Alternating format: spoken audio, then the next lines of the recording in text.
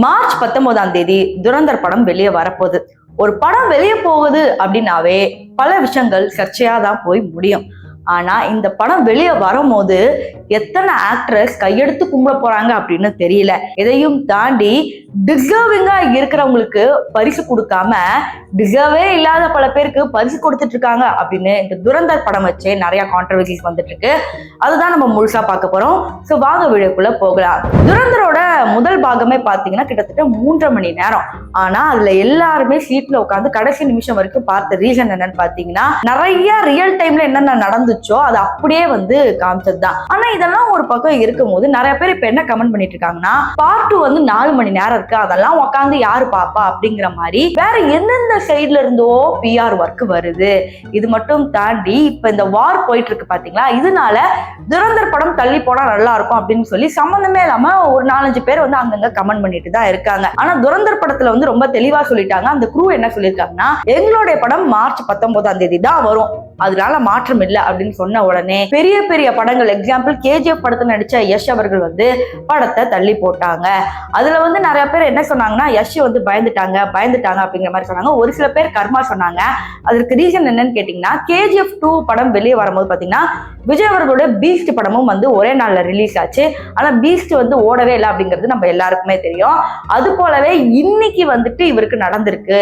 பெரிய actor film வரும்போது வேணுட்டே பண்ணார்ல, இன்னைக்கு அவருக்கே நடந்துருச்சு பாரு அப்படிங்கிற மாதிரி யஷையும் ஒரு பக்கம் கலாய்ச்சிட்டு தான் இருக்காங்க. துரந்தர் படத்துல இது மட்டும் தான் ஓடிக்கிட்டு இருக்கா அப்படின்னு பாத்தீங்கன்னா, பல நாடுகளில் தடை பண்ணிருக்காங்க. இன்னும் பல நாடுகளில் ரிலீஸ் பண்ணலாம் பாத்தீங்கன்னா, அங்கேயும் போர் பதற்றங்கள் அதிகமா இருக்கிறனால இந்த துரந்தர் படம் எப்படி வேர்ல்டு வைடு ஹிட் ஆகும் அப்படிங்கிற ஒரு கேள்விக்குறி எல்லாரும் மனசுலயும் இருந்துகிட்டு தான் இருக்கு. இருந்தாலும் இந்தியர்கள் எல்லாரும் தெளிவா என்ன சொல்றாங்கன்னா, என்ன ஆனாலும் பரவாயில்ல, துரந்தர் படத்துல இந்தியாவை மட்டுமே வச்சு 1000 கோடி நாங்க அடிப்போம் அப்படின்னு சொல்றாங்க. அது வேர்ல்டு வைடா இருக்காது, இந்தியா கிட்ட இருந்து 1000 கோடி வந்திருக்கு நாங்க காமிப்போம் அப்படிங்கிற மாதிரி க்ரூவும் சரி ரசிகர்களும் சரி ரொம்ப ஆர்வமா இருக்காங்க. இவ்வளவு நாள் ரன்வீர் சிங்கை ஒரு ட்ரோல் மெட்டீரியலா வச்சிருந்தாங்க. ரொம்ப எனர்ஜெட்டிக்கா பேசுறாரே தவிர அவருடைய படங்கள்ல ஒண்ணும் இல்லை அப்படிங்கிற மாதிரி பேசிட்டு இருந்தவங்க ரன்வீர் சிங் இங்கிருந்து ஒரே நாள் அப்படி போயிட்டாரு அப்படின்னு சொல்லி எல்லாருமே பேசுறாங்க. இப்ப இந்த படத்தினுடைய டைரக்டர் ஆதித்யா தர் இதை பத்தின பல விஷயங்கள் போன வீடியோல கூட சொல்லியிருந்தேன். இந்த மாதிரி ஆலியா பட் கமெண்ட் போட்டாங்க, ஸ்டோரி போட்டாங்க, எப்படியாவது சூப்பரா உங்களோட வைஃப் பண்றாங்க யாமினி கௌதம் பத்தி நிறைய பேசியிருந்தாங்க. இப்போ ஆதித்யா தரும் யாமினி கௌதமும் இருவரும் சேர்ந்து ஒரு போட்டோ போஸ்ட் போட்டிருக்காங்க. உடனே கீழே எல்லாரையுமே ஆலியா பட்ட பயங்கரமா ட்ரோல் பண்ணிருக்காங்க. ஆலியா உடனே எடுத்து ஸ்டோரி போட்டுரு, உனக்காக தான் அவங்க போட்டிருக்காங்க, சொல்லு கியூட் ஃபேமிலின்னு சொல்லு, பியூட்டிஃபுல் கேர்ள்னு சொல்லு, உன்னால என்ன பண்ண முடியும் சொல்லு, ஆனா கண்டிப்பா உனக்கு ஆதித்யா தர்கிட்ட இருந்து படமே கிடைக்காதுடி அப்படிங்கிற மாதிரி சொல்றாங்க. அதுக்கு ரீசன் என்ன அப்படிங்கிறது இந்த வீடியோல விளக்கமா சொல்ல முடியாது. அதற்கு இன்னொரு வீடியோல விளக்கமா ஆலியா பட்டோட ரீசன்ட் கான்ட்ரவர்சிஸ்ல பேசியிருக்கேன். அதோட லிங்க் நான் டிஸ்கிரிப்ஷன்ல கொடுத்துருக்கேன். அதை பார்த்தாதான் உங்களுக்கு இப்ப நான் பேச போற கண்டென்ட் உங்களுக்கு நல்லா புரியும். இப்போ இது ஒரு பக்கம் இருக்கும்போது பாத்தீங்கன்னா, கீர்த்தி சனோட் இவங்களும் அவுட் சைடர் தான். ஆனா பயங்கர இன்ஃபுளுன்ஸ் வச்சுதான் பாலிவுட்ல வந்திருக்காங்க.